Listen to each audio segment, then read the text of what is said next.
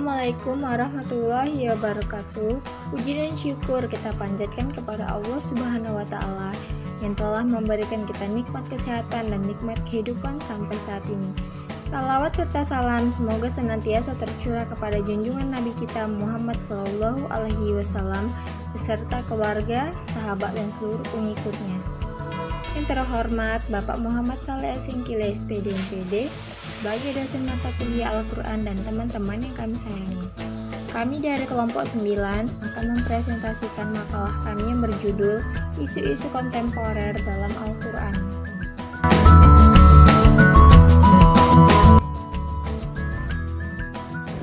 Al-Quran merupakan mukjizat teragung Nabi Muhammad SAW yang mengandung berbagai sumber ilmu yang boleh dijadikan panduan kepada manusia dalam kehidupan sehari-hari. Al-Quran merupakan kitab masa lalu, masa kini, dan masa yang akan datang. Ia merupakan sumber kebenaran yang mutlak yang tidak ada keraguan di dalamnya, dan menjadi pedoman hidup untuk seluruh umat manusia di dalam semesta ini. Al-Quran juga berisi peristiwa-peristiwa yang sudah terjadi maupun belum terjadi di kehidupan kita ini. Al-Quran memberikan kita petunjuk tentang masalah kehidupan ataupun ilmu-ilmu pengetahuan melalui ayat-ayat yang terkandung di dalamnya.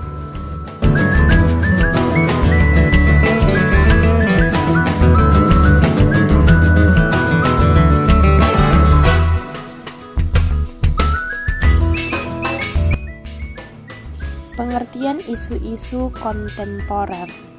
Isu-isu kontemporer adalah suatu pokok persoalan yang terjadi pada masa sekarang atau menjadi trending topik pada saat ini. Jadi solusi penyelesaiannya harus sesuai dengan masa sekarang, yaitu masa modern.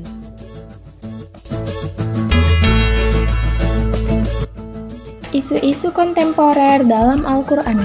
1. Peringatan berdiam diri saat wabah penyakit menyerang.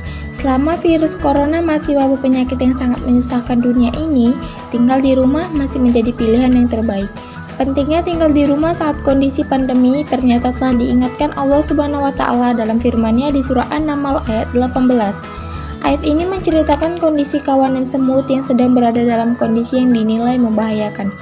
Berikut lengkap bunyi Al-Quran surah An-Naml ayat 18 yang artinya, hingga apabila mereka sampai di lembah semut, berkatalah seekor semut, "Hai semut-semut, masuklah ke dalam sarang-sarangmu agar kamu tidak diinjak oleh Sulaiman dan tentaranya."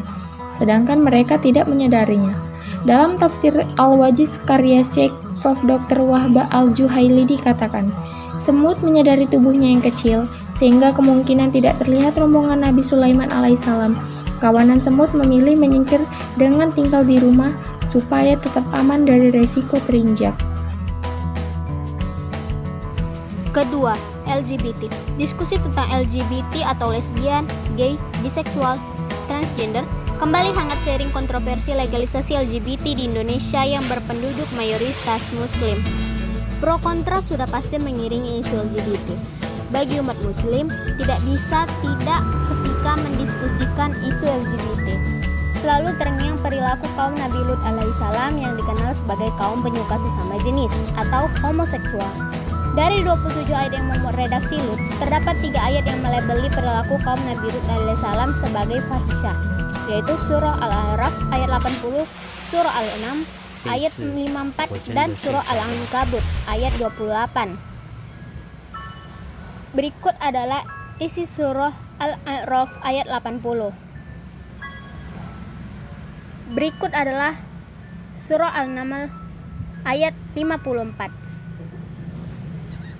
Berikut adalah Quran surah Al-Ankabut ayat 28. Al-Quran melabeli homoseksual sebagai perilaku fahisyah yang berarti perbuatan keji yang tergolong dosa besar, dan sebagai perilaku khabith yang berarti perbuatan hina baik secara logis maupun empiris.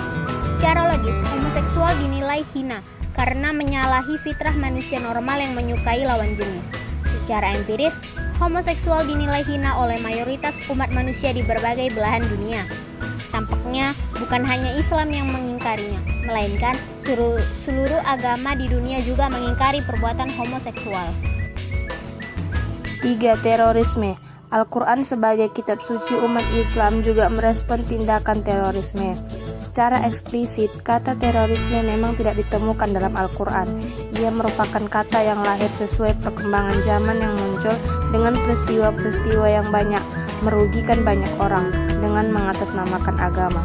Mengutip ayat Al-Quran yang di dalamnya didapati terma kata yang masih serumpun dengan irham, padanan kata untuk terorisme. Salah satunya adalah Al-Quran Surah Al-Anfal ayat 60 yang artinya, dan persiapkanlah dengan segala kemampuan untuk menghadapi mereka dengan kekuatan yang kamu miliki dan dari pasukan berkuda yang dapat menggentarkan musuh Allah, musuhmu dan orang-orang selain mereka yang kamu tidak mengetahuinya, tetapi Allah mengetahuinya. Apa saja yang kamu infakkan di jalan Allah niscaya akan dibalas dengan cukup kepadamu dan kamu tidak akan dizolimi atau dirugikan. Al-Quran juga merespon tindakan terorisme dengan mengatasnamakan jihad.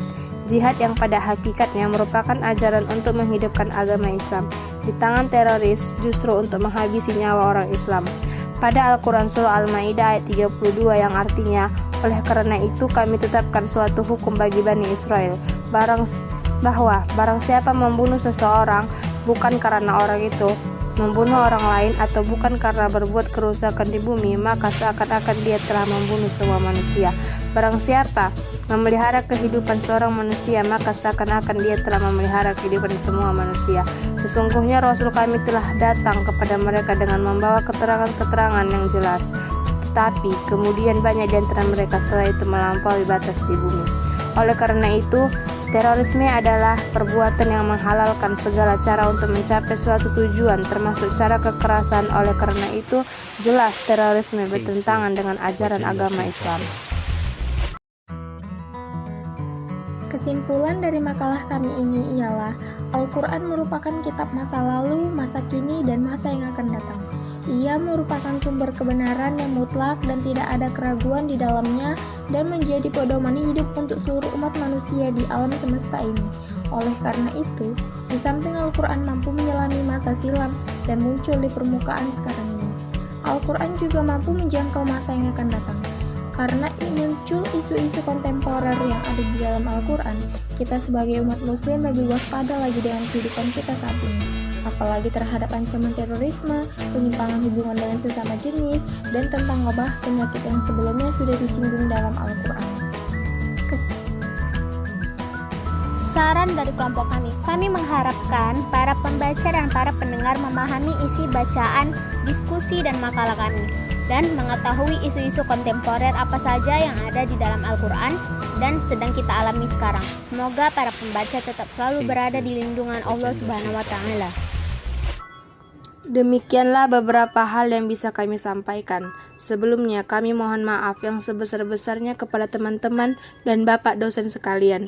Apabila di dalam penyampaian tadi mungkin ada kesalahan kata atau beberapa pernyataan yang kurang berkenan, kami mohon maaf.